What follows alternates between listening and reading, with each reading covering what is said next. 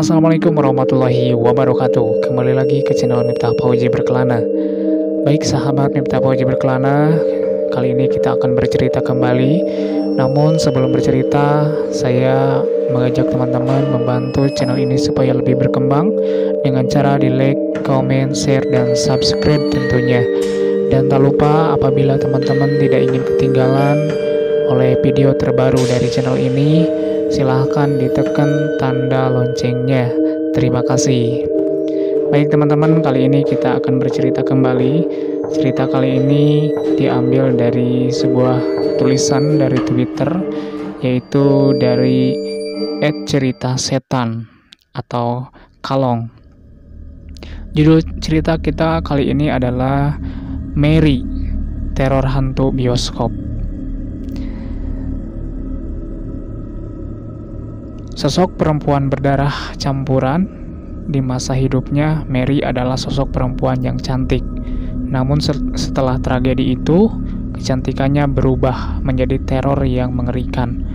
Bukan Mary, tapi ini pengalaman seorang OB yang pernah bekerja di bioskop tersebut. Mary, Teror Hantu Bioskop. Selamat menyaksikan. Bising suara kendaraan terdengar ramai. Agus yang berjalan gontai di atas jalanan aspal sesekali berteriak lantang, meluapkan amarah emosinya ke udara, seakan suara bising itu tidak terdengar sama sekali. Bukan tanpa alasan, Agus yang sudah kesana kemari melamar pekerjaan, tak satu pun ada yang menerimanya. Sampai ketika Agus akan menyeberang jalan, Agus hampir saja tertabrak mobil jika saja mobil itu tidak buru-buru menekan pedal rem.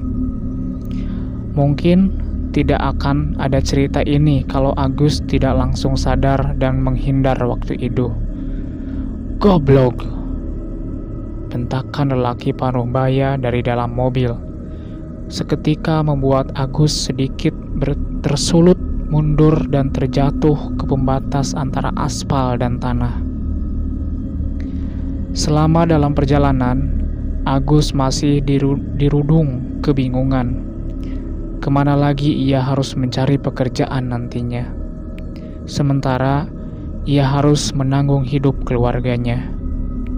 Tentunya Agus membutuhkan biaya yang lebih. Ini adalah pengalaman mistis sekaligus mengerikan yang aku alami ketika bekerja di salah satu gedung bioskop tua di Jakarta.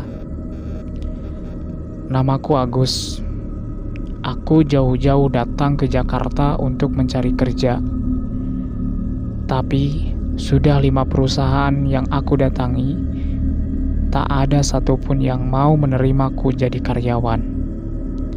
Karena sudah buntu dan tak ada saudara juga di sini, aku memutuskan untuk balik ke kampung. Tapi untungnya, kawan lamaku yang ternyata tahu tujuanku ke Jakarta, dia menawariku untuk memasukkan lamaran di salah satu gedung bioskop. Awalnya aku ragu mau menerima tawarannya, karena yang mereka cari adalah OB. Tapi setelah aku mempertimbangkan, ya aku terima. Toh, siapa tahu nanti ada lowongan pekerjaan lainnya. Ya, hitung-hitung batu loncatan lah, pikirku. Setelah aku datang dan menyerahkan dokumen lamaran, ternyata mereka buru-buru. Tanpa wawancara, aku langsung diterima jadi OB. Hari pertama aku kerja, aku bertemu sama Mas Amir. Dia ini orangnya baik dan juga OB di bioskop ini. Aku merasa agak aneh. Soalnya, kalau dilihat dari segi arsitektur, kesannya tua banget. Ada beberapa plafon yang tampak sudah mau rusak. Aku sempat membatin, kok gini amat? Apalagi pengunjung yang datang, bisa dihitung pakai jari. Aneh sih menurutku, tapi mau gimana lagi daripada aku nggak dapat kerja.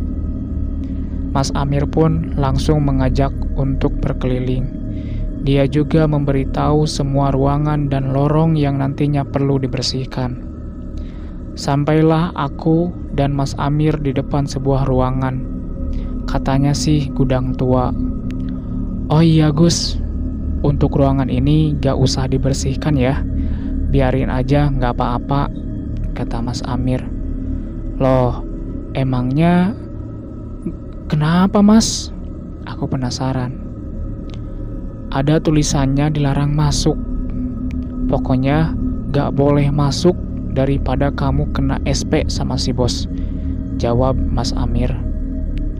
"Gus, ingat ya, apapun yang terjadi, jangan sampai kamu masuk," sambung Mas Amir menjelaskan sekali lagi. Ya, karena itu aku jadi penasaran.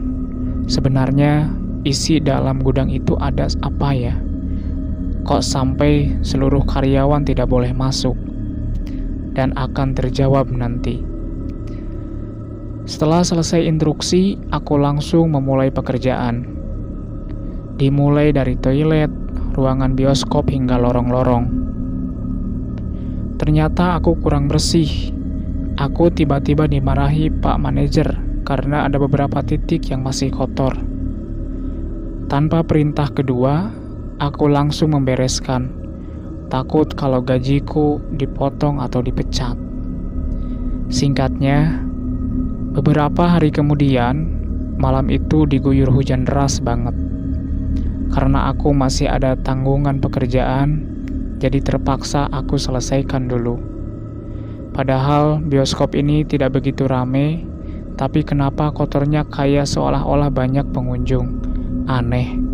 Sebenarnya aku nggak sendiri, ada satpam juga, tapi dia jaga di luar. Pas aku lagi ngepel di lorong, kok seperti ada genangan air yang mengalir. Aku cek ke sana untuk aku bersihkan, tapi gak hilang-hilang airnya. Hampir sejam kalau gak salah, tapi tetap aja gak bisa bersih. Jadi semacam kayak ada bocoran gitulah.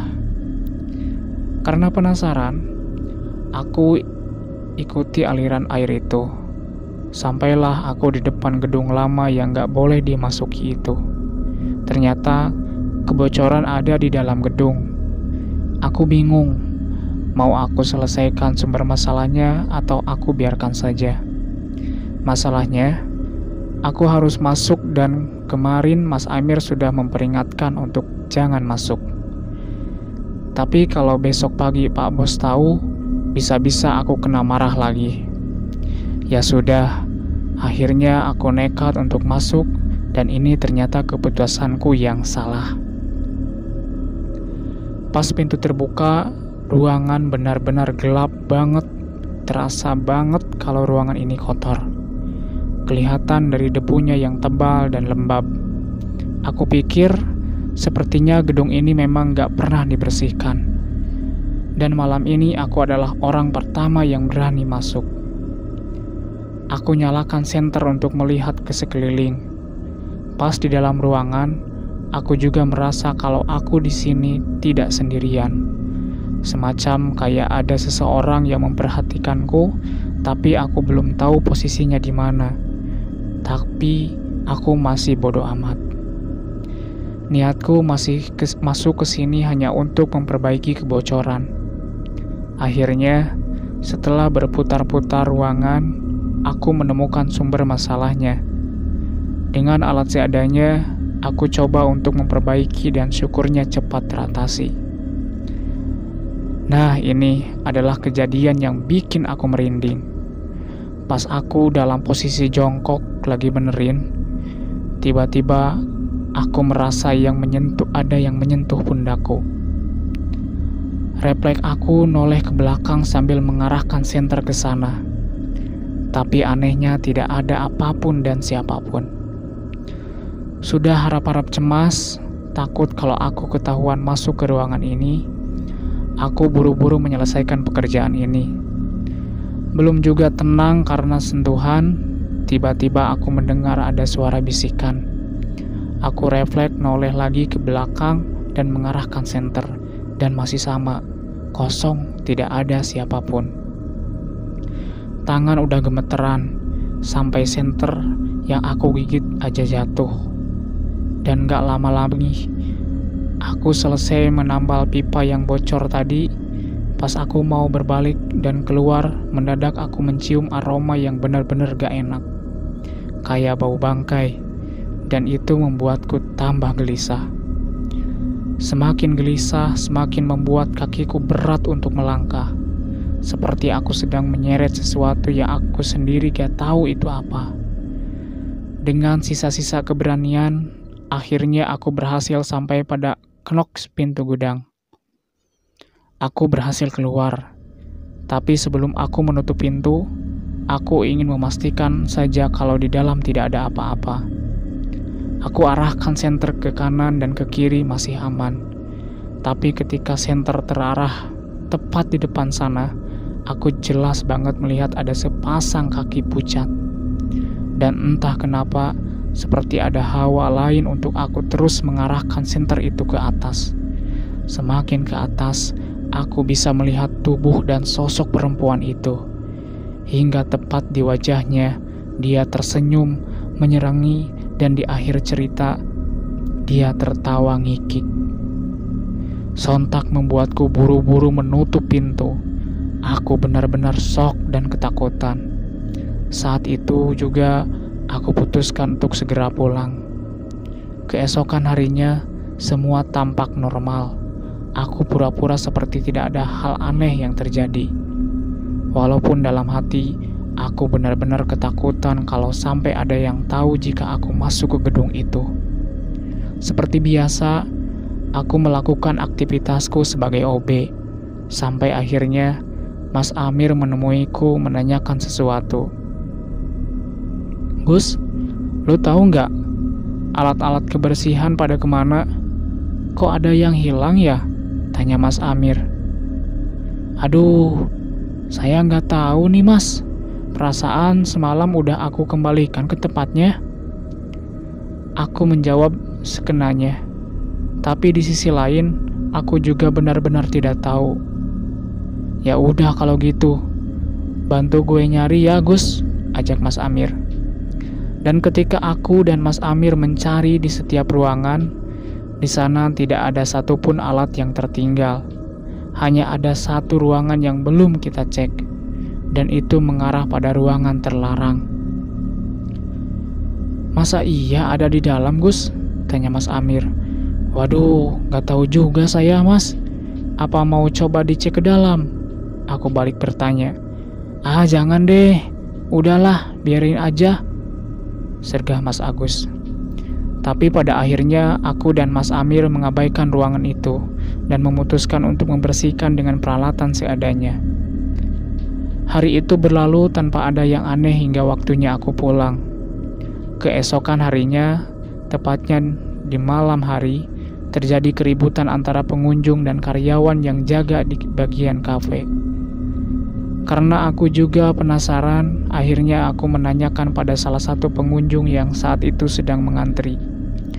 "Misi, Mas, ada apa ya kok ribut-ribut?" "Ini Mas, masa kita beli popcorn dikasih yang basi?" "Hah? Basi?" "Iya Mas, ini coba aja dicium baunya." Dan benar saja, ketika aku mencium bau dari popcorn itu, beuh. Kalau kalian tahu, baunya tuh semacam jagung rebus yang udah basi. Bener-bener gak enak sama sekali. "Oh iya ini Mas, basi banget."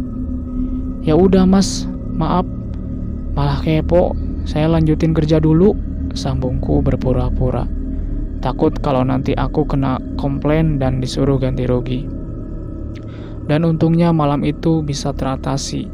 Pak Bos bertanggung jawab atas insiden makanan basi ini. Yang jadi masalah, sesuai bioskop tutup, semua karyawan termasuk aku dipanggil untuk menghadap ke ruangan Pak Bos. Aku dan beberapa karyawan lain diinterogasi. Dan memang kami semua benar-benar nggak tahu.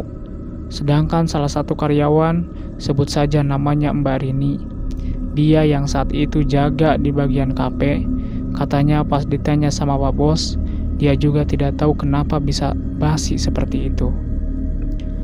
Padahal itu baru dibuat. Setelah ada drama kecil di ruangan Pak Bos, kami semua akhirnya membubarkan diri dan pulang. Singkatnya, beberapa hari kemudian keanehan dan kejanggalan mulai tampak. Para pengunjung bioskop yang sedang menonton film, mereka diganggu oleh sosok perempuan dengan wajah pucat. Katanya, ada yang melihat sosok perempuan sedang berjalan melewati penonton, tapi ketika ditengok, dikelilingi, tidak ada siapa-siapa. Terus, kadang ada sosok perempuan berdiri diam di bawah layar bioskop dan menatap mereka yang sedang menonton juga. Beberapa kali, ada yang bilang katanya ada suara tangisan dan teriakan saat menonton. Ya aku pikir mungkin itu suara dari filmnya. Aku masih berpikir positif lah. Soalnya aku kerja di sana. Paham ya maksudnya? Dan ternyata dari katanya itu aku mengalami sendiri. Dan ini kejadian yang kedua kalinya. Ketika aku sedang membersihkan cermin di toilet, tiba-tiba aku mendengar ada suara perempuan menangis. Suaranya itu lirih tapi menyayat hati, semacam tangisan kesedihan lah. Ya, aku agak kaget karena aku lagi bersih-bersih di toilet. Pria kok ada suara perempuan. Aku cek satu-satu balik kamar mandi dan semuanya kosong alias gak ada orang. Semakin kesini kok suaranya semakin keras. Aku mulai merinding. Soalnya itu udah mulai larut malam. Pas pikiranku kacau, tiba-tiba aku melihat dari pantulan cermin ada sosok perempuan yang sama ketika di gudang kemarin malam. Dia menatapku sambil meminta tolong. Tolong saya. Dengan jurus 1000 langkah, aku berlari menuju ruangan ganti dan cepat-cepat segera pulang. 1 bulan kemudian, semua tampak normal. Aku pun juga tenang karena sudah tidak diganggu lagi. Tapi, malam itu menjadi malam paling mencekam dari malam sebelumnya.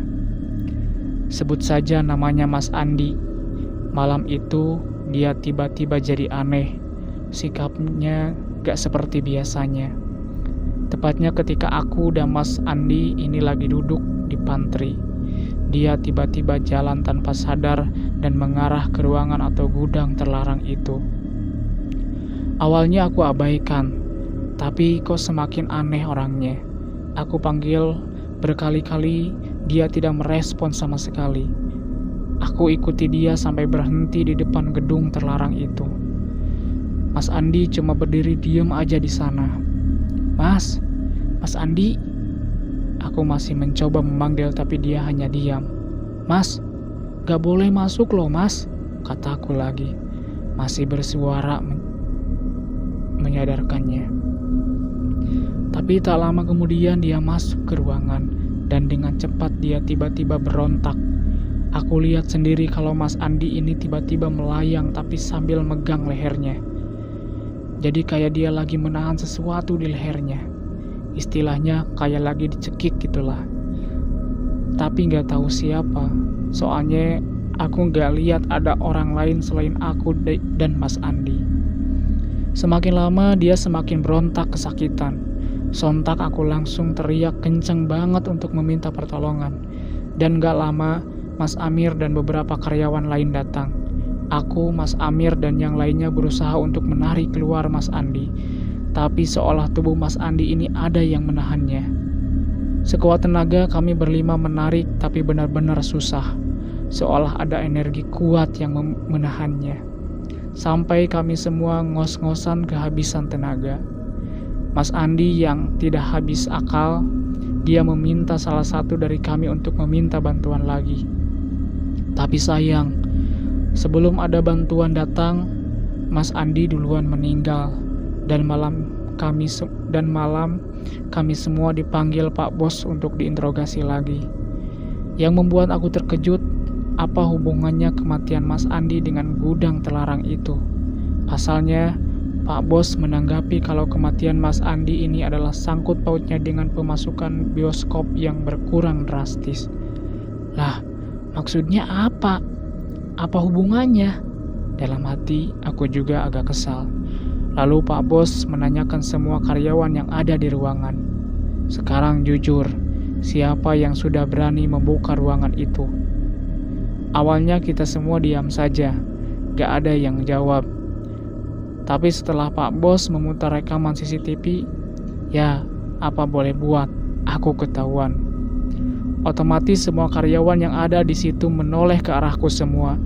Tatapan mereka benar-benar mengintimidasi dan seolah tak percaya. Kan sudah diperingatkan, jangan dibuka. Kenapa kamu berani sekali, Mas? Pelan dan tegas tapi bermarah. Maaf, Pak. Kemarin malam saya lihat ada genangan air. Tapi pas saya bersihkan tak kunjung bersih. Akhirnya saya ikutin aliran air itu dan mengarah ke dalam ruangan itu, Pak. Saya takut kalau tidak saya bersihkan, saya bakal kena marah.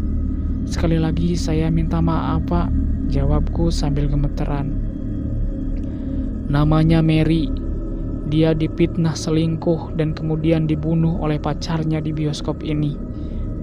Arwah Mary gentayangan dan ingin balas dendam dengan mengacaukan bioskop saya.